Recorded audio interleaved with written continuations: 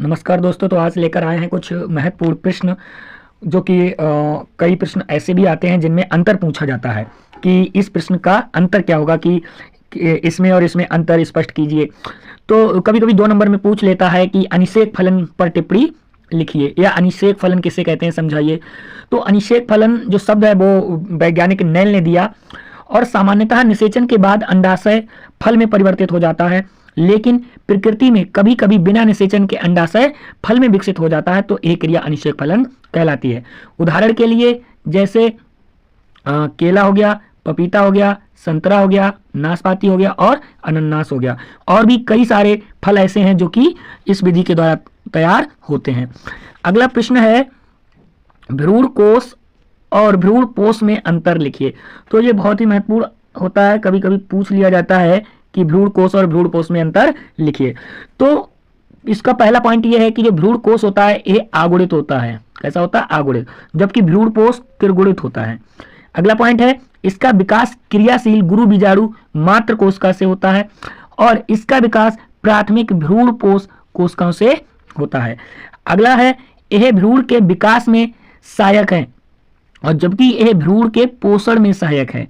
और चौथा पॉइंट है इसमें भोजन संचित नहीं होता, यानी कि जो भ्रूण कोश होता है उसमें भोजन संचित नहीं होता है और जबकि भ्रूण पोष में भोजन जो है वो संचित होता है। अगला है कि स्वयं परागण और पर परागण में अंतर लिखिए। 2 नंबर में या 4 नंबर में आ सकता है, इंपॉर्टेंट है, तो ये अंतर आप जरूर देख के जाइएगा। स्वयं परागण और परप्टेंट क्वेश्चन है, सभी लोग अच्छे से इसको तैयार करके जाइएगा। 2 नंबर या 4 नंबर में आ सकता है और परीक्षा की दृष्टि से इंपॉर्टेंट भी है। तो इसका पहला पॉइंट है स्वयं परागण में यह एक पुष्प के पराग कण के उसी पुष्प या उसी पादप के दूसरे पुष्प के वर्तिकाग्र पर पहुंचने की क्रिया है। ठीक है। और इधर है पर परागण में यह एक पुष्प के पराग कण के उसी जाति के, समझ रहे हैं आप, उसी जाति के दूसरे पादप के पुष्प के वर्तिकाग्र पर पहुंचने की क्रिया है। अगला है इसमें जो पुष्प होते हैं वो द्विलिंगी होते हैं, पर परागण में जो पुष्प होते हैं वो एक लिंगी होते हैं। अगला पॉइंट है इसमें पुष्प प्रायः सुगंधित व रंगहीन नहीं होते। जो स्वयं परागण है इसमें पुष्प प्रायः सुगंधित व रंगहीन नहीं होते हैं, क्योंकि इसमें कीट को अट्रैक्ट किया नहीं जाता है तो रंगहीन होने का कोई मतलब ही नहीं होता है। जबकि पर परागण की क्रिया में जो पुष्प होते हैं, जिन पुष्पों में पर परागण होता है वो सुगंधित भी होते हैं और रंगीन भी होते हैं। अगला है इसमें प्रायः किसी विशेष परागण माध्यम की आवश्यकता नहीं होती है, यानी कि जो स्वयं परागण है उसमें किसी भी माध्यम की आवश्यकता जो है वो नहीं होती है, जबकि पर परागण में विशेष परागण माध्यम की आवश्यकता होती है। तो बहुत इंपॉर्टेंट है, ये आप तैयार करके जाइएगा। अगला प्रश्न है शुक्राणु जनन व अंडाणु जनन में अंतर लिखिए। तो शुक्राणु जनन और अंडाणु जनन जो है वो है, जो शुक्राणु जनन है यह प्रक्रिया वृषण में होती है और अंडाणु जनन की प्रक्रिया अंडाशय में होती है। तो एक पॉइंट हो गया। अगला पॉइंट है इसमें वृद्धि प्रावस्था छोटी होती है, जबकि इसमें वृद्धि प्रावस्था बहुत लंबी होती है। फिर है एक प्राथमिक शुक्राणु कोशिका से 4 आगुणित शुक्राणुओं का निर्माण होता है। बहुत इंपॉर्टेंट लाइन है, एक प्राथमिक शुक्राणु कोशिका से 4 आगुणित शुक्राणुओं का निर्माण होता है। और इधर अंडाणु जनन में एक प्राथमिक अंडाणु कोशिका से एक अंडाणु और 2 या 3 ध्रुवीय काय कोशिकाओं का निर्माण होता है। अगला पॉइंट है स्पर्मेटिड्स से कायांतरण द्वारा गतिशील शुक्राणुओं का निर्माण होता है और अंडाणु जनन में अचल अंडाणु में अचल अंडाणु में कायांतरण नहीं होता है। ठीक है। अगला है दोनों अर्धसूत्री विभाजन शुक्राणु निर्माण से पूर्व होते हैं, यानी कि दोनों अर्धसूत्री विभाजन जो है वो शुक्राणु निर्माण से पूर्व होते हैं, जबकि दूसरा अर्धसूत्री विभाजन अंडाशय में शुक्राणु के प्रवेश के बाद पूर्ण होता है। अगला प्रश्न है कि समजात व समरूप अंगों में अंतर लिखिए, यानी कि जो समजात अंग है व समरूप अंग है उनमें क्या अंतर होता है वो समझाइए। तो जो समजात अंग होते हैं वो बाहरी रूप में असमान दिखते हैं, जो बाहरी संरचना है उसमें असमान दिखते हैं, और जबकि समरूप अंग बाहरी रूप से समान दिखते हैं। और जो समजात अंग होते हैं इनकी अंदर की संरचना तो समान होती है लेकिन बाहर की संरचना असमान होती है। इसी तरह जो समरूप अंग होते हैं इनका बाहरी रूप तो समान होता है लेकिन अंदर ये असमान होते हैं, इनकी जो इंटरनल स्ट्रक्चर है वो अलग अलग होती है। तो पहला पॉइंट हो गया। अगला पॉइंट है समजात अंग असमान कार्य प्रदर्शित करते हैं, यानी कि इनका कार्य जो होता है वो अलग अलग होता है और जो समरूप अंग है ये समान कार्य प्रदर्शित करते हैं। अगला पॉइंट है इनका विकासीय क्रम समान होता है, यानी जो समजात अंग है इनका विकासीय क्रम जो है वो समान होता है जबकि समरूप अंगों का विकासीय क्रम असमान होता है।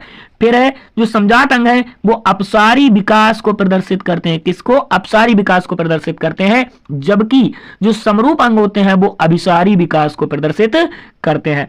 ध्यान रखिएगा समजात अंग वे अंग होते हैं जो अंदर से तो समान होते हैं लेकिन बाहरी संरचना असमान होती है उनकी, मतलब बाहरी संरचना समान नहीं होती है, समजात अंग कहलाते हैं। जबकि जो समरूप अंग होते हैं वो बाहरी रूप से तो समान दिखते हैं लेकिन उनकी अंदर की संरचना अलग अलग होती है और जो समजात अंग होते हैं उनके कार्य जो होते हैं अलग अलग होते हैं और जबकि समरूप अंगों के कार्य समान होते हैं। अगला प्रश्न है डीएनए व आरएनए में अंतर लिखिए। तो बहुत इंपॉर्टेंट है ये प्रश्न, अक्सर पूछ लिया जाता है डीएनए व आरएनए में अंतर। तो यह जो डीएनए आरएनए है इनके अंतर हम पढ़ेंगे। तो जो डीएनए है यह मुख्य रूप से केंद्रक में पाया जाता है। कहां पाया जाता है? केंद्रक में पाया जाता है, जबकि जो आरएनए है वो मुख्य रूप से कोशिका द्रव्य में पाया जाता है। अगला है इसमें दो पॉलीन्यूक्लियोटाइड श्रृंखलाएं कुंडलाकार अवस्था में पाई जाती है, यानी कि कुंडलन के रूप में पाई जाती हैं दो पॉलीन्यूक्लियोटाइड श्रृंखलाएं, जबकि जो आरएनए होता है वो सामान्यतया एक सूत्रीय होता है। कैसा होता है? एक सूत्रीय होता है, यानी कि जो डीएनए होता है वो डबल स्ट्रैंडेड होता है और आरएनए जो होता है वो सिंगल स्ट्रैंडेड एक सूत्रीय होता है। यानी डीएनए की जो संरचना होती है वो कैसी होती है? ऐसी होती है। कैसी होती है? ऐसी होती है, जबकि आरएनए की संरचना जो होती है वो सिंगल स्ट्रैंडेड ऐसी होती है। ठीक है, तो आपको संरचना बना के दिखा दी। अगला पॉइंट है इसमें पेंटोस शर्करा डीऑक्सीराइबोस शर्करा पाई जाती है। जो इसमें शर्करा होती है डीएनए में वो पेंटोस शर्करा डीऑक्सीराइबोस प्रकार की होती है, जबकि जो आरएनए है उसमें पेंटोस शर्करा जो होती है वो राइबोस प्रकार की होती है। फिर है जो डीएनए होता है उसमें एडिनिन, ग्वानिन, साइटोसिन तथा थाइमिन क्षारक पाए जाते हैं और डीएनए में यूरेसिल अनुपस्थित होता है, जबकि आरएनए में थाइमिन क्षारक अनुपस्थित होता है और एडिनिन, ग्वानिन, साइटोसिन तथा यूरेसिल पाया जाता है। यानी कि जो डीएनए है उसमें थाइमिन पाया जाता है, यूरेसिल अनुपस्थित होता है। ये जो आप देख रहे हैं डीएनए में यूरेसिल अनुपस्थित होता है और थाइमिन पाया जाता है, और आरएनए में थाइमिन जो क्षारक होता है वो अनुपस्थित होता है, जबकि यूरेसिल पाया जाता है। बाकी के नाइट्रोजनी क्षारक सेम होते हैं। डीएनए प्रायः सभी जीवों एवं कुछ विषाणुओं का अनुवांशिक पदार्थ होता है। क्या होता है? अनुवांशिक पदार्थ होता है, जबकि आरएनए यह केवल कुछ विषाणुओं में ही अनुवांशिक पदार्थ का कार्य करता है। अगला है समस्त जीवधारी आधारभूत रूप से एक समान व एक प्रकार का होता है। इधर है आरएनए में अधिकांश जीवधारियों की कोशिकाओं में 3 प्रकार के आरएनए जैसे एमआरएनए, टीआरएनए तथा आरआरएनए पाए जाते हैं। और अगला प्रश्न है लैमार्कवाद व डार्विनवाद में अंतर लिखिए। तो लैमार्कवाद व डार्विनवाद में जो अंतर लिखना है, तो लैमार्क के अनुसार जिराफ के पूर्वज छोटी गर्दन वाले तथा कद के छोटे थे। ऊंचे वृक्षों की पत्तियों तक पहुंचने के लिए उन्हें अपना गर्दन ऊपर को खींचना पड़ता था और तथा वे टांगों को उचकाकर पत्तियों तक पहुंचने का प्रयत्न करते थे। जबकि डार्विनवाद कहते हैं कि डार्विन के अनुसार जिराफ के पूर्वजों में गर्दन की लंबाई भिन्न भिन्न थी। लंबाई में ये भिन्नता विभिन्नता के कारण थी। यह विभिन्नता अनुवांशिक थी। लैमार्कवाद का दूसरा पॉइंट है जिराफ की संतति में गर्दन की लंबाई पूर्वजों की गर्दन से अधिक थी। इन्हें भी पत्तियों तक पहुंचने में अपनी गर्दन को खींचना पड़ता था। इसी तरह से डार्विन का दूसरा पॉइंट है, जीवन संघर्ष में लंबी गर्दन वाले जिराफ अधिक उपयुक्त पाए गए तथा प्राकृतिक चयन के फलस्वरूप छोटी गर्दन वाले जिराफ धीरे धीरे लुप्त हो गए। अगला पॉइंट है, इस प्रकार गर्दन व टांगों के अधिक उपयोग से इनकी लंबाई पीढ़ी दर पीढ़ी बढ़ती गई तथा आधुनिक जिराफ का विकास हुआ। इस प्रकार, और जबकि डार्विन बाद में इस प्रकार प्रतियोगिता एवं संघर्ष के फलस्वरूप प्राकृतिक चयन के अनुसार लंबी गर्दन वाले जिराफ ही बचे रहे तथा शेष जिराफ धीरे धीरे नष्ट होते चले गए। अगला पॉइंट है, लैमार्क प्रत्येक जीव को सक्षम बनाने के पक्ष में था, यानी जो लैमार्क थे वो प्रत्येक जीव को सक्षम बनाने के पक्ष में थे, जबकि डार्विन ने बताया कि जो जीव सक्षम होगा वह स्वयं ही जीवित रह लेगा। तो इन दोनों लोगों का जो अंतर है इन दोनों में, वो जरूर पढ़ के जाइएगा, तैयार करके जाइएगा। और अगला प्रश्न है, बहुत ही इंपॉर्टेंट है, वो है सहज प्रतिरक्षा व उपार्जित प्रतिरक्षा में अंतर लिखिए। तो सहज प्रतिरक्षा क्या होती है? यह जन्म के समय से ही पाई जाती है, जबकि उपार्जित प्रतिरक्षा यह रोगाणु या प्रतिजन के प्रभाव से उत्पन्न होती है, यानी कि हमें बाहर से मिलती है। यह एक अविशिष्ट सुरक्षा प्रतिक्रिया है जो स्वतः ही प्राप्त होती है, यानी कि स्वतः ही हमें प्राप्त होती है। यह रोगाणु के या प्रतिजन के प्रति होने वाली प्रतिक्रिया से बनाए गए प्रतिरक्षियों से प्राप्त होती है। अगला प्रश्न है, पॉइंट है कि यह रोगाणुओं को शरीर में प्रवेश करने से रोकने के लिए विभिन्न प्रकार के अवरोध उत्पन्न करती है, जैसे त्वचा रोगाणुओं को शरीर में प्रवेश करने से रोकती है, मुख की लार एवं आंखों के आंसू रोगाणुओं की वृद्धि को रोकते हैं तथा श्वेत रुधिराणु रोगाणुओं का भक्षण करते हैं। ये पॉइंट है। और इधर है, प्रथम बार किसी रोग के रोगाणुओं से सामना होने पर अनुक्रिया होती है, इसके फलस्वरूप प्रतिरक्षी का निर्माण होता है। उसी रोगाणु का पुनः आक्रमण होने पर स्मृति आधारित प्रतिक्रिया अत्यधिक तीव्रता से होती है। उपार्जित प्रतिरक्षा टीकाकरण द्वारा भी प्राप्त की जाती है, उदाहरण टिटनेस, चेचक आदि के टीके। तो ये आप अच्छे से तैयार। अब बहुत ही महत्वपूर्ण है, जो कि बैक क्रॉस एवं टेस्ट क्रॉस अक्सर 2 नंबर में पूछ लिया जाता है। तो बैक क्रॉस क्या होता है? तो बैक क्रॉस F1 पीढ़ी में प्राप्त प्रभावी संकर का इसके समयुग्मजी जनक से क्रॉस कराया जाता है, तो इसे बैक क्रॉस या संकर पूर्वज संकरण कहते हैं या कहलाता है। कभी कभी क्वेश्चन बैक क्रॉस से भी आ जाता है या संकर पूर्वज संकरण से भी आ जाता है, तो ध्यान रखिएगा।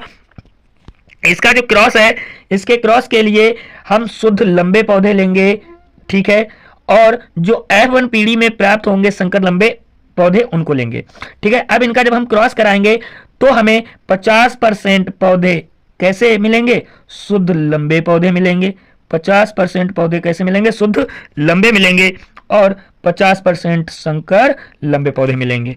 इसी तरह से अगला है टेस्ट क्रॉस। तो टेस्ट क्रॉस F1 पीढ़ी में प्राप्त प्रभावी संकर का समयुग्मजी अप्रभावी जनक के साथ क्रॉस कराया जाता है, तो उसे टेस्ट क्रॉस या परीक्षार्थी संकरण कहते हैं या कहलाता है। इसमें जब विषम युग्मजी लंबे पादप का समयुग्मजी बौने पादप के साथ क्रॉस कराया जाता है, तो बौने पादप का जो परसेंट होता है वो 50% पौधे बौने पौधे प्राप्त होते हैं। जैसे शुद्ध लंबे पौधे, शुद्ध लंबे पौधे नहीं होगा, यहां पर ये मिस्टेक हो गई है, यहां पर संकर लंबे होगा। कैसे होंगे?